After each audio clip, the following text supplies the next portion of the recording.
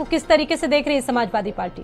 देखिए, हम लोग पहले से कहते हैं कि समाज के अंदर में जो न्याय है वो न्यायपालिका देती है।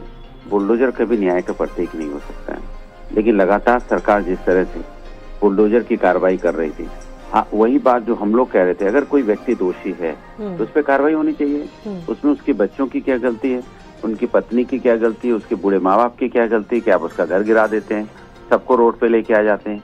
वही बात जो समाजवादी लगातार बोलती आ रही थी, वही बात आज माननीय सर्वोच्च न्यायालय ने बोला है। इसके मतलब जो भारतीय जनता पार्टी की सरकार, उसको ये बात समझनी चाहिए कि विपक्ष जब कोई बात कहता है तो जनता की आवाज होती है। और जिस तरह का बुलडोजर लगातार भारतीय जनता पार्टी चला रही थी, भारतीय जनता पार्टी की सरकार, इससे साफ जाहिर होता है उनकी मंशा जो थी वो किसी ज्यादातर विपक्ष को टारगेट करने की होती थी, या किसी अपराधी को सजा देने की नहीं, वो अपराधी के परिवार को सजा देने लगती थी।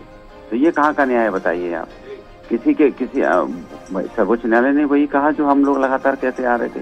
किसी के बूढ़े माँ बाप की क्या गलती होती है जो आप उनको रोड पे लाके खड़ा कर देते हैं? छोटे बच्चों की क्या गलती होती है? अगर किसी के पिताजी ने अपराध किया है तो छोटे बच्चों की क्या गलती, जरा बताइए। जो 5 साल के, 2 साल के, 3 साल के बच्चे होते हैं, स्कूल जाते हैं, उनका घर छीन लेते हैं आप। उनका घर छीनने का अधिकार आपको किसने दिया है? तो ये तो मानवता होती है, ये तो हमेशा होना चाहिए।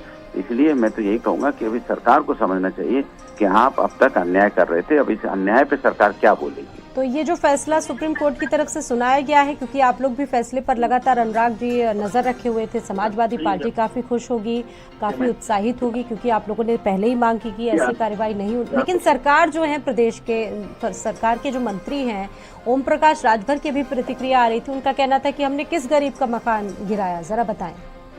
देखिए, वो ओम प्रकाश जी को तो आप जानते ही है कि वो मंत्री हैं तो हैं वहाँ, मंत्री नहीं रहेंगे तो नहीं रहेंगे वहाँ।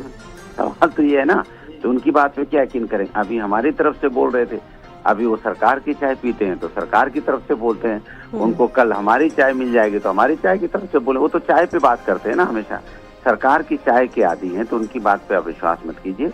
हम जो बात कहते हैं, आपने कहा ना समाजवादी पार्टी बहुत खुश होगी, उत्साहित होगी। समाजवादी पार्टी खुश उत्साहित जनता की खुशी से होती है। हमने आवाज जनता की खुशी के लिए उठाई थी, उन बच्चों के लिए उठाई थी जो बच्चे बेघर हो जाते हैं, उन बूढ़े माँ बाप के लिए उठाई थी जो बेघर हो जाते हैं, जिनका आप घर छीन लेते हैं। अपराधियों को सजा मिलनी चाहिए, ये तो तय है, उसको न्यायपालिका सजा देगा। लेकिन आप परिवार वालों को सजा दे देते, ये न्याय संगत इसी पर कोर्ट ने भी एक लाइन दी है, वो कहा है कि आरोपी या दोषी का घर गिराना भी गलत होगा। इसको कैसे देख रही है समाजवादी पार्टी? वही तो मैं कह रहा हूँ ना कि ये किसी का, इसी वजह से तो मैं कह रहा हूँ, आप किसी का घर कैसे आसाना छीन सकते? सजा देंगी ना आप, न्यायपालिका है ना सजा देने के लिए। सजा न्यायपालिका देती है ना, सजा आप थोड़ी दे सकते हैं। किसी का आसाना थोड़ी गिरा देंगे आप। तो मेरे कहने साफ ये है कि अब भारतीय जनता पार्टी के लिए लक्ष्य, आपने खुद का लक्ष्मण रेखा खींच दी है। अब भारतीय जनता पार्टी के लिए जनता ने भी लक्ष्मण रेखा खींच दी है कि आप भारतीय जनता पार्टी को जनता नहीं चुनने वाली। उन्होंने हारने की और भारतीय जनता पार्टी को हराने की लक्ष्मण रेखा खींच दी है। बहुत धन्यवाद जुड़ने के लिए अनुराग भदौरिया जी।